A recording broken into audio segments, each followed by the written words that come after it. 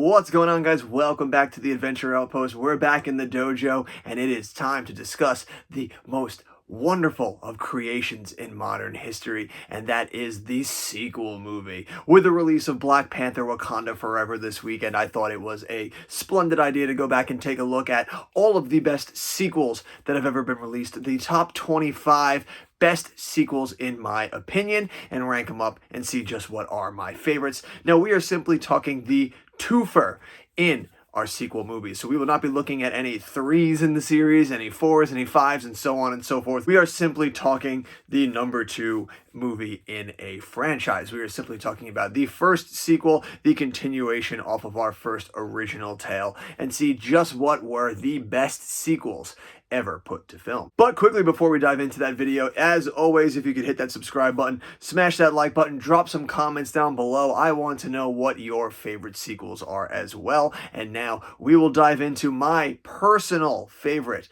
top 25 sequels of all time. We kick things off in the sports realm at number 25 with the movie Rocky II, an absolute classic of a sports movie. I actually prefer this movie over the original. There are a few sequels that we're going to talk about in this top 25 that I do like over the original movie. Rocky II is one of them. I just think it has a better story. The elements kind of all work together. I think Sylvester Stallone is really hitting his mojo with this character in this film, and it just has a much better rewatch value for me as opposed to the original. At number 24 is a movie that came out while I was a junior in high school. It is also a movie off of a television series that I watched as I was a kid. It is something that I grew up on, that has shaped my childhood in a way that probably nothing really should have. It was something that you should not be emulating in any way, and that is Jackass number 2. I grew up on this series, watched it all the time as a kid with my friends. We watched the first movie, the second movie. We've seen everything there is to know about Jackass.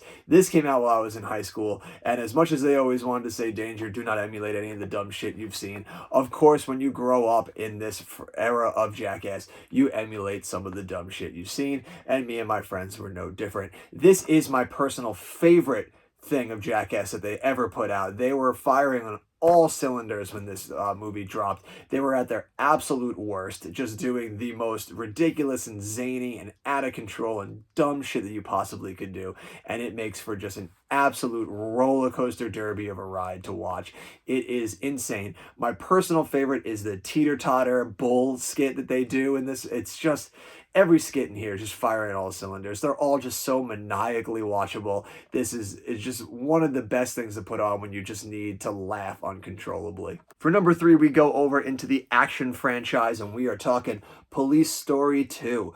Jackie Chan is an absolute god in the action realm, and there is probably no better encapsulation of how well he was and just how much of a virtuoso he was in this genre than his Police Story franchise. I still enjoy the first movie more than the second one, but I think the second one still holds up and is just an absolute tour de force in just his prowess of what he can do as this martial artist. Like, he is just unreal. He just fires on all cylinders, combining that in crazy mixed martial artist and the crazy stunt work with just his like type of hilarity character that he just imbibed into everything he did. He's just an absolute maestro. The Police Story franchise is one of the greatest franchises that have ever been born in the action franchise realm. We dip over to comedy for our number 22. It is a movie that it definitely gets a lot of value depending on who you are. I could see a lot of people not even wanting this to be in contention here in this top 25, but this is my list. This is what I enjoy the most, so fuck you if you don't like it. Number 22 is Harold and Kumar's Escape from Guantanamo Bay, a wildly offensive and ridiculous send-up of all things stereotypical in the world. This movie is just an absolute riot. It is so over the top and ridiculous, and whenever I just need a good laugh, this is the movie I turn to and watch. It's just so funny. I think Kal Penn and John Cho are just amazing in it. All the side characters are hilarious in it. It's a movie that I don't think you can make today with just the way that people get so offended by jokes, because this movie is just chock full of so many just offensive jokes, but they're just like blisteringly hilarious, and this is just one of the best to ever do it. This also came out, I believe this was, let's take a look, I think this was like 2008 8, I want to say. I might have been in college at this point. It doesn't say it anywhere on the back, but I think I might have been in college by the time this one came out. Because I remember seeing the first one in high school, but I don't know if this came out if I was still in high school or if I had made it to college at that point. But doesn't matter. Fucking amazing movie. Love it. So love it to death. Barely Legal at number 21, and we dive back into the action franchise with Lethal Weapon 2. This franchise is just balls to the walls fun. It was just a perfect time period in the 80s and 90s to just pull out these wildly crazy action movies. Mel Gibson and Danny Glover are just phenomenally good in it. They play so well off of each other. I still love the first Lethal Weapon the best out of all of them, simply because Shane Black is just unlike anybody else when it came to writing the action comedy. And even though this movie is still lacking his wit and like cutting, biting edge, there's still enough in this to make this like a lot of fun. I think this movie is still so much fun. I think the characters play so well off of each other. It just has so much good stuff in it, and the introduction of Joe Pesci in this as well just adds onto the layers of how good this movie is. It's so much fun, and if you haven't seen a Lethal Weapon movie, like, what are you doing with your life? Get out there and go watch some Lethal Weapon. We stick with action for number 20, and it is one of the more recent franchises to make this list, and that is John Wick Chapter 2. This is probably one of the best action franchises to come out in the last decade. Keanu Reeves just having an absolute renaissance with this franchise. The trailer for the fourth one actually just dropped while I'm making this video, and it's just looks so good. This is just such a great franchise. The third one is actually my favorite in the franchise, but I think this is a franchise that has gotten better with each movie that's come out. Not a lot of franchises are able to keep that momentum and build upon itself like that. Really, only the later Mission Impossible movies have been able to do that in the action realm, but John Wick is now pulling that out as well. And John Wick Chapter 2 is just stellar. Some great fucking action scenes in it. Just so much good stuff in this movie. I freaking love it. We're dipping back into comedy for number 19, and it is probably one of my favorite comedies of all time. It's a movie that I grew up on, and that is Austin Powers and the Spy Who Shagged Me. This movie is just a riot. It gets me every time. The witty wordplay, the just silly scenarios that he puts himself in, and the absolute perfect send-up of James Bond movies. I freaking love these movies. Mike Myers struck gold with this. The scene alone where they're on the island and a bunch of Dr. Evil's goons see Mike Myers and Heather Graham in the tent, and it looks from the way that they're going that she's pulling all these things out of his ass, is just such a funny fucking scene, and it gets me all every time. Every time I watch it, it gets me. Even though I know it's coming, I know it, the scene in and out, it gets me every time. And this is just an imperfect encapsulation of just the comedy of that era and just how well it can work when done right. Horror makes its only contribution to the top 25 here at number 18, and that is Scream 2. I know a lot of people have all the only horror movies to make this list, and Scream 2 is the one. And what can I say? I love this movie. I love this franchise. It's the amount of gold they've been able to mine out of this franchise is frankly astounding to me. The fact that that all of them have been pretty good for the most part is simply astounding. And this is just such a great movie. I think this has such a good hook to it. The kills in it are fucking brutal as fuck. The meta commentary on the horror genre and sequels itself is just so good. It's just such a fun time. It's just so enjoyable. I freaking love this movie. This is probably, I think, my second favorite in the franchise. The original, the OG, is still the classic for me, but this one is so goddamn close that if you catch me on the right day, I might just say this one.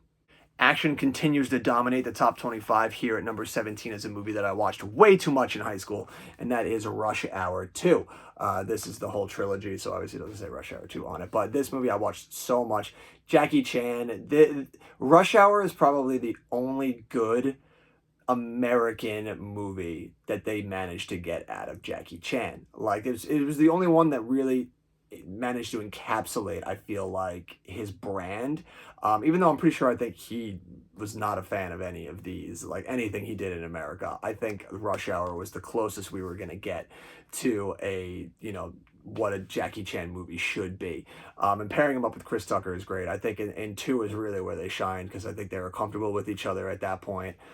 Jackie Chan knew a bit more English, and they were just able to really just mine all the gold that they could out of this franchise.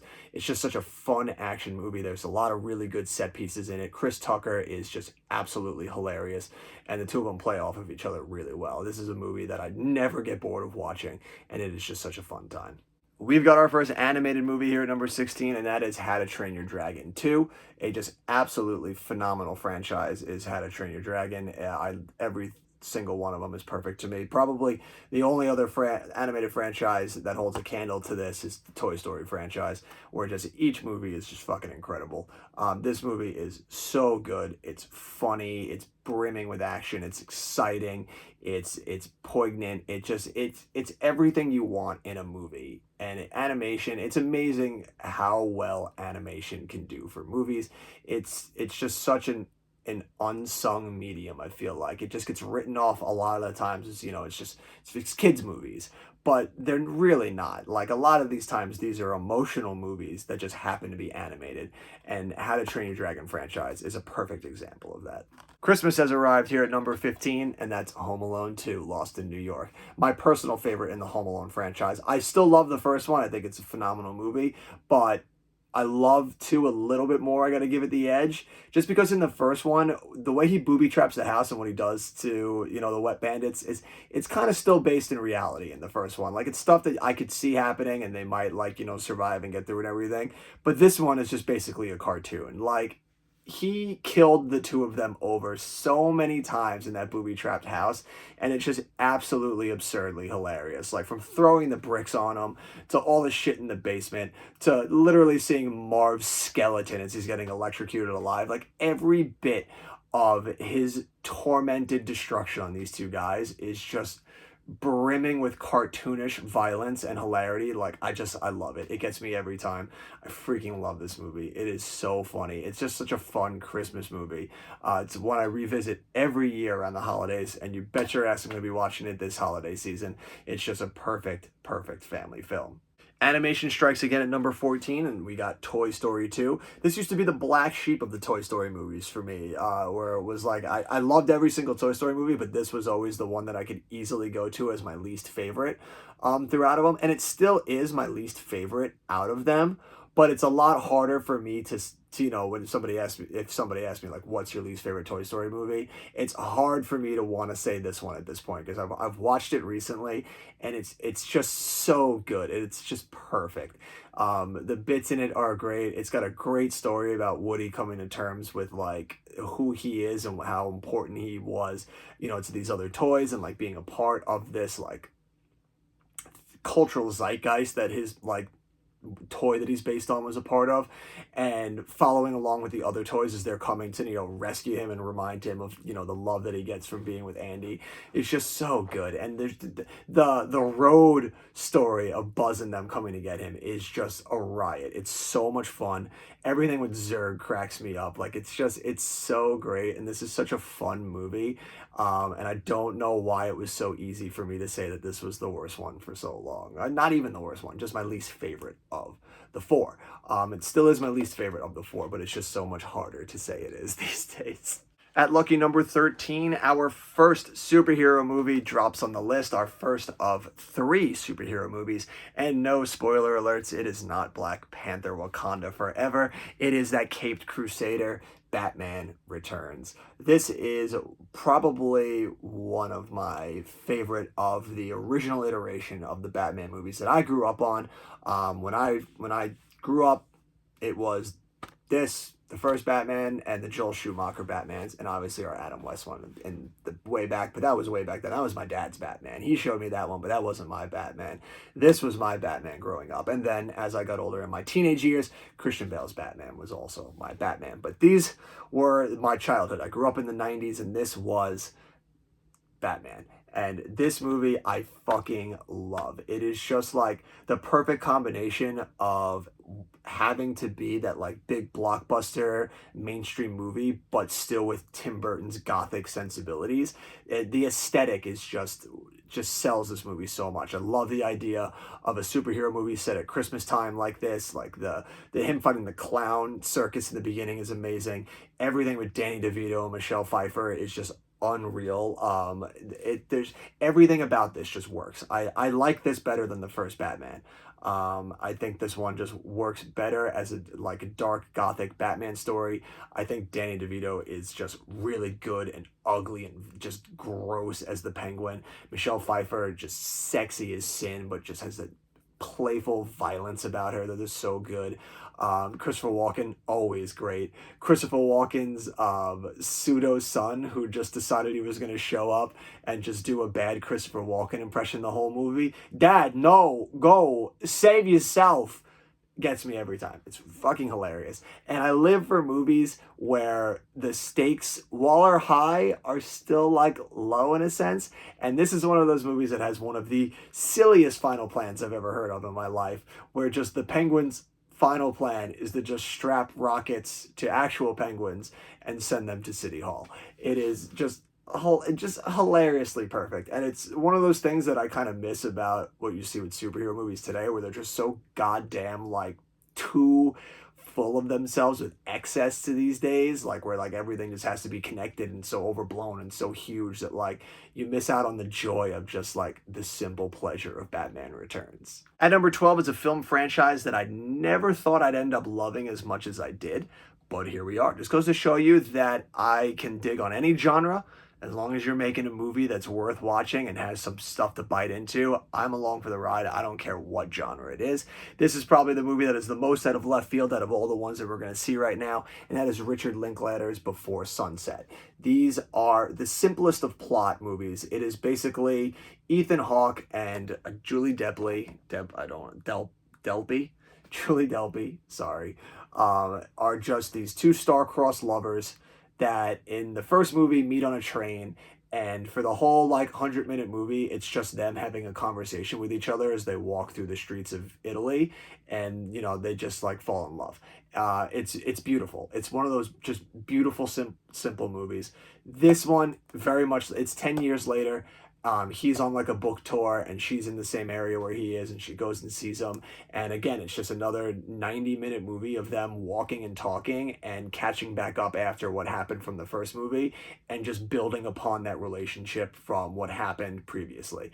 It's just so well written. It's just incredible. It's one of those movies where it's like it's just all dialogue, but it's just so freaking good and juicy, and it just dialogue is king. Like when you're just writing good dialogue, it just elevates the material. And you got two star class actors really selling that shit, working together with Richard Linklater to create this stunning masterpiece. The third one, Before Midnight, is actually my favorite of all of these. This catches up with them another 10 years later, where they're married with kids, and you're following their relationship at that point at a contentious spot in their relationship.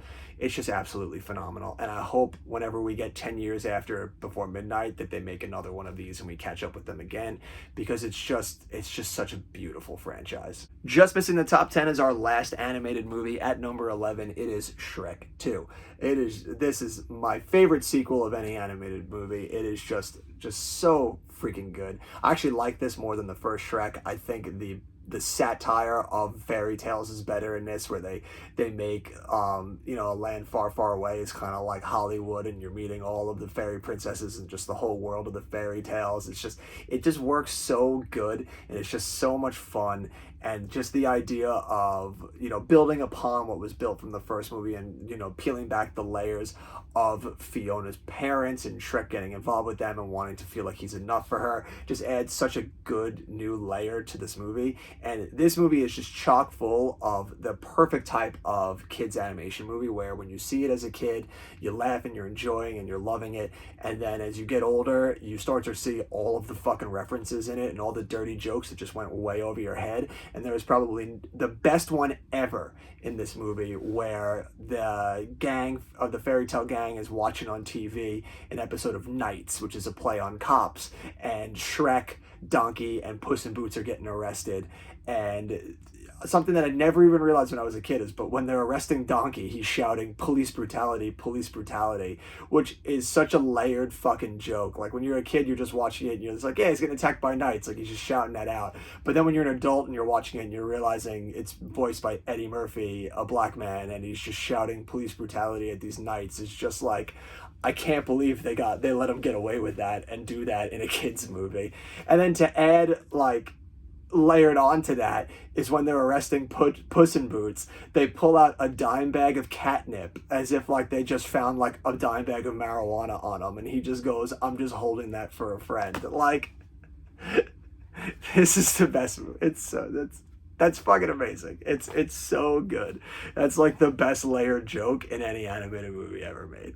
Kicking off the top 10 is the first of 2 James Cameron movies to get on to the top 10. And then to make this list, and they're both in the top 10 because that's how fucking good James Cameron is, and that is Aliens. I've got this awesome quadrilogy set, but Aliens is the movie we're talking about here. It is my favorite of the Alien movies. I think the first one is good, but I just think Aliens works so well as just this like Vietnam action fucking movie with aliens.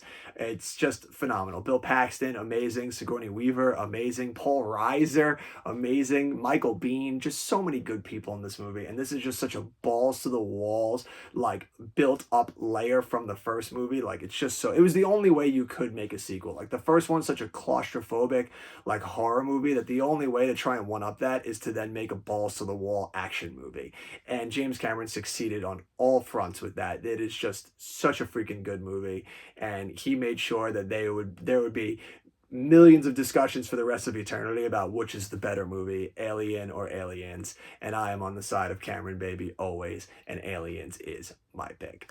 At number 9 is Dawn of the Planet of the Apes, my personal favorite of any Planet of the Apes movie, past, present, and future to ever come out. This movie is simply perfect. Ooh, had a burp there. I think what Matt Reeves did with this movie is nothing short of phenomenal. The camera work in it is just great. All the acting is great in it. Gary Oldman just phenomenal. The work from Andy Serkis and everybody doing the motion capture for the apes is just on another level, and it's just so good. And the story is just one you can absolutely sink your teeth into. This movie is really the perfect encapsulation of everything that this franchise could be. It is just a master class for the Planet of the Apes movies. At number 8 might be the most critically lauded of any sequel ever released, and that is The Godfather Part 2. A just searing, soaring tale of the Corleone family following Don Vito's rise to power as a young man against the backdrop of Michael Corleone struggling to maintain his grip in his family and all this power. It is such a freaking good movie. It is just powerful.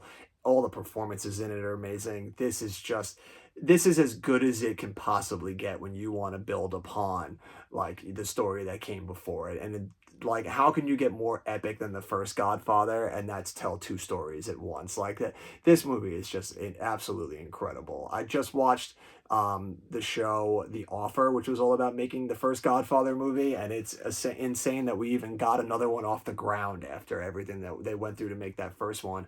But thank God they did, because this is an absolute stellar achievement in that franchise. It's a stellar achievement in sequel movies altogether. It's just a wondrous achievement in film. I think the only sequel ever to win Best Picture, possibly, if I'm thinking about it. I'm pretty sure we have to check those stats, but I'm pretty sure this is probably the only sequel to a movie that won Best Picture to also win Best Picture. That absolutely for certain. Just what a fucking feat for this movie. At number 7 is the sci-fi classic Back to the Future Part 2. I freaking love this movie. This movie is so much fun. The first one's still my favorite, but this movie is a lot of fun. I love how it is able to, while also going to the future and giving us something new, then brings us back to the first one, where we then have to add an extra layer of adventure in that first one, where Michael J. Fox has to not only like outwit himself, but still go through and just like build upon the layers of the first movie. I love that all of these movies kind of play back with within itself and is almost like a repeating cycle in this little history of Hill Valley. It's such a fun movie. Michael J. Fox is great in it. Doc Brown is a riot. And the guy playing Biff Tannen is just on another level. Like, this movie is just so much fun, and I freaking love it. It's one of those movies that's just effortlessly entertaining, and I can watch it over and over again and never get bored. At number 6 is the classic movie Star Wars Episode 5, The Empire Strikes Back. I'm showing my VHS one because I don't want to pull down my entire 9-movie collection of Star Wars, so we're just going to show off this bad boy VHS. But this is the best Star Wars it ever did and is ever going to do. Nothing is going to rival this absolute classic middle chapter in the Star Wars franchise. I know technically now it's the 5th movie in the franchise, but this will always be the first ever actual sequel to that, so this is the one that we're going to go with, because it's certainly not going to be Attack of the Clones. But this is Star Wars at its absolute, like, just perfect. It's just, it builds upon everything that came before it and expands the scope of the world, builds out the world building, and just really sinks into the juice of what this world can be. It's just a stellar achievement, taking us to all these fun new worlds while also getting dark and foreboding and really bringing us into such a sordid tale of this family history that's been built through this year of the Star Wars franchise. And the ending of the movie, like, what can be said that hasn't already been said about the ending of this movie? This movie is just simply one of a kind, and it just changed the landscape of what sequels can and should be when it was released. At number 5 is a movie that probably had the most perfect encapsulation of a characterization of a superhero character, and that is Sam Raimi's Spider-Man 2.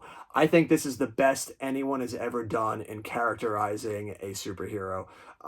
Nothing was better than the Tobey Maguire's Spider-Man and Peter Parker. Like, they just knew him in and out and knew how to endear him to us. The biggest problem with so many superhero movies today is that there's just no way to relate to anybody in the movie. Like, it's just simply impossible. But in these movies, Sam Raimi found the perfect way to endear us to Spider-Man and Peter Parker at all times. And that was to make him the biggest fucking loser on the planet. He's such a loser in the first movie that we can't help but, like, be on this dude's side and follow along on the ride for him. And the same goes for number 2. They just make this dude so in over his head, stressed, and just on the outs this entire movie. Nothing goes right for this guy, and it endears us to him because we know what it's like to just go through life and just have your back against the wall, just getting the shit kicked out of you left and right with everything you do, and just hoping for that one good day. And it's just so perfect. This movie is fucking phenomenal. Doc Ock, one of the best villains put to screen. Alfred Molina just absolutely brings so much to that character. This is just such a fun movie. If I ever want to really watch a superhero movie, it's this one and one more that we're going to get to later in this list. But this is the perfect fun superhero movie. I think this Spider-Man franchise that Sam Raimi did is the closest to literally bringing the pages of a comic book to the silver screen that I think they've ever done. At number 4 is a franchise that I feel like doesn't get enough love or is talked about. Like, everybody always talks about loving the first one, but I feel like the trilogy as a whole really works and is just wondrous throughout, and it should really be talked about more as, like, one of the best franchises, one of the best trilogies to ever do it. And that is Pirates of the Caribbean: Dead Man's Chest. This is actually my favorite movie in the Pirates franchise. I love the first one, but I think this one just ekes it out for me. Like, I just think the story in this is another one like Empire Strikes Back that just really builds up the scope and really opens up the world to what this franchise's possibilities will be and where that larger story is going to start to take place. And I just think they do it phenomenally well. I love how the central story between the 3 characters are all built out and all lead to that climax that ends into one of the most thrilling climaxes in any adventure, like, action blockbuster of all time, where you have Johnny Depp, Orlando Bloom, and Norrington all sword fighting for control over Davy Jones's chest because they all want it for their own need to achieve some goal that they need to win in this movie. Johnny Depp being the one, he needs the chest so that he can stab the heart of Davy Jones and call off the terrible Kraken so that he doesn't have to end up giving his soul to Davy Jones.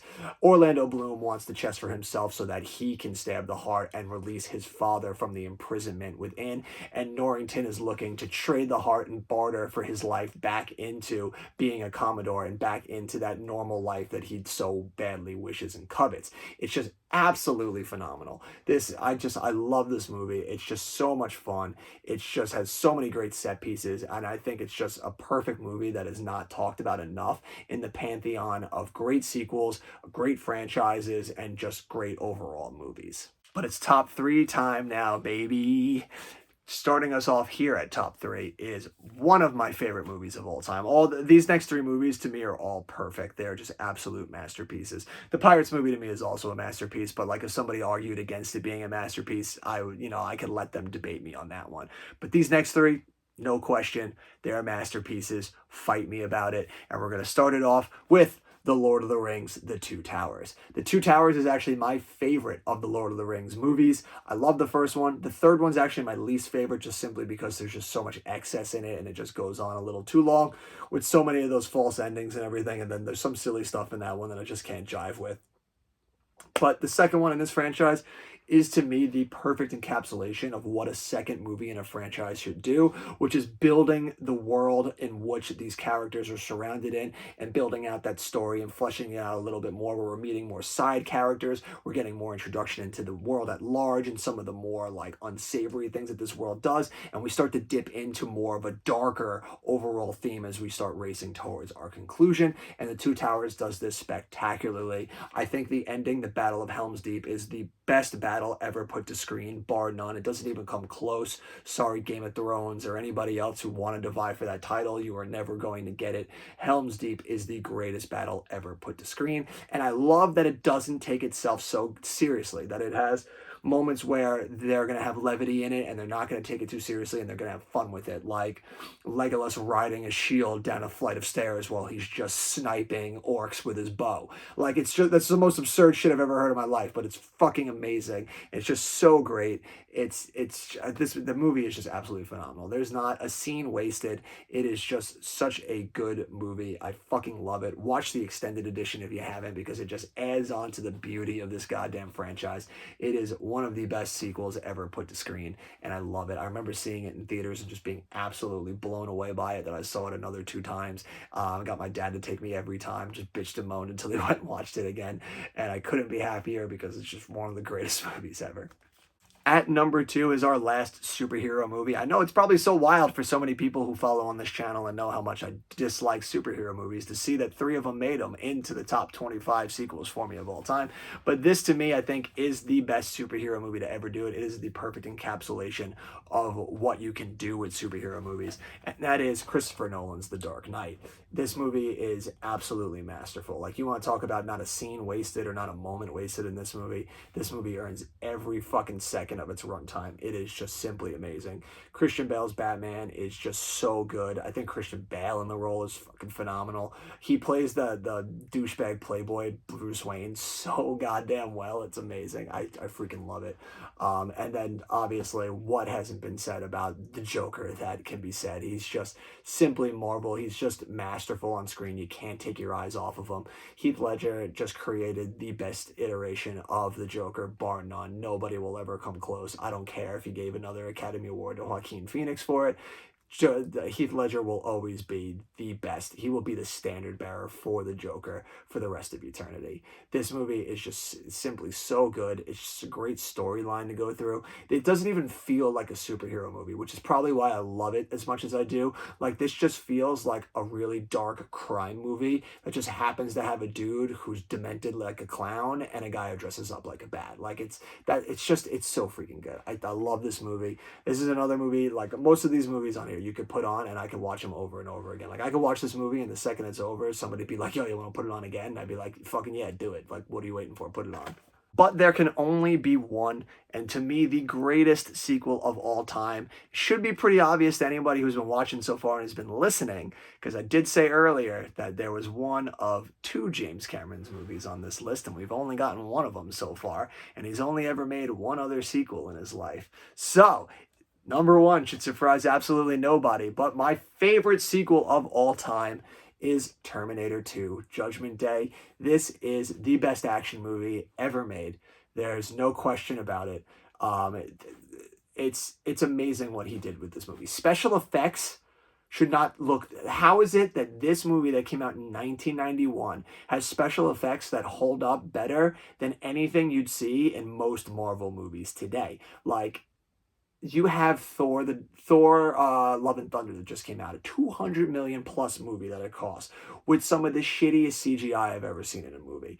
This is a movie that came out in 1991, and the Liquid Terminator, like scenes when he walks out of the fire in his liquid format, and like when he walks through bars and everything, it looks so fucking good. It's unreal the level to that it holds up, which just goes to show if you take your time and put your care into it, this stuff will hold the test of time. But like when all you care about is just putting out as much as possible and oversaturating the market with your nonsense, the work is going to suffer, and the work suffers. It shows on screen. It just suffers. This movie, though, is absolutely perfect. It holds up. Its CGI holds up. Its practical effects are some of the best of all time. Like that scene where they fly the helicopter under the low suspension bridge is unreal. And the fact that they just absolutely did that is just balls to the walls insane to me. Like as a director, I would be shitting my pants having to call action on that. Just being like, if we fuck this up, I am in control of like this. This is fucking insane. This movie's just masterful. Arnold Schwarzenegger is fucking incredible in it. This is the best role he's ever done. Linda Hamilton is amazing in this movie. I love how this movie took its time to really build upon like its character and how to actually like show the progression of its character. It wasn't just a movie that was just like, hey, we're gonna make a movie and Linda Hamilton's gonna be a badass chick because she's just a chick and chicks are badass. No, it earns that. Like she spends the whole first Terminator movie just running in fear and just being afraid and has no idea what to do and can't handle herself and just barely ekes out a win against the Terminator. So much so that in the time between the first and second one, she has done nothing but start to go crazy about the impending Judgment Day and has spent all of her time learning weapons, just working out, getting herself into this badass shape to become this badass heroine. She earns everything that she goes through in this movie. She is batshit crazy in this movie, and it is all earned. This movie is just one of a kind. I could go on about it for days and days and days and still wouldn't be enough to talk about how fucking good this movie is. And that is my list. You know, sequels are such a interesting and integral part of Hollywood these days. I'm much more preferential to original movies, but when done right, sequels can be some of the most rewarding films in history. And as we've seen here in these top 25, sequels are just as an important part of film history as original movies, but they just have to have the care and the time and the right story to tell to make it worthwhile and not just pumped out. As you notice, there weren't really any of the MCU movies on here or any of the later DC movies on there. Some of them got close to being on the list. I think the Captain America, the Winter Soldier is definitely one that could be an honorable mention that was close to getting on there. But none of the other ones really had anything in it. Like Iron Man 2 wasn't going to make it on there. It's certainly not Thor the Dark World. Avengers Age of Ultron, absolutely not. Like they're just such varying degrees where like they're just mass producing stuff. And I don't mean to just shit on just them because I didn't put Attack of the Clones on here either. And if we're going to take each Star Wars trilogy as its own one, like Last Jedi certainly didn't get in here. So there's just like, it can go such, either way. Like sequels can either be some of the most rewarding stuff put to film, or it can be some of the shittiest stuff put to film. And then there's just some that are just like each right there in the middle that we forget about. But whatever the case may be, sequels are such a fun and interesting part of the Hollywood landscape, and there's going to be no stopping that anytime soon. It's as long as there will be film, there will be a sequel to make, and as long as movies do well, there will be a sequel in contention to be out there one time or another. But that will all do it for us here in the sequel department and for today's adventure. Let me know down below in the comments what your favorite sequels are, what you thought, if you agree with any of these movies on this list, what would be part of your top 25 list. And also let me know, is Wakanda Forever on there for you? Did you go out and check it? I did check it out, but obviously I'm not going to talk about any of it yet in this video. I'm going to wait until we do our box office numbers at the end of the weekend to talk about this movie, simply because it hasn't really officially come out yet, so I do not want to talk about anything yet and give any spoilers or anything away for anybody. I want you to go check it out this weekend, and then we'll talk about it at the end of the weekend. But that'll do it for all of us here at the Adventure Outpost in today's video. Until the next time, you have been you, I have been me. These are the movies and the sequels that we love so much. And until next time, adventure on.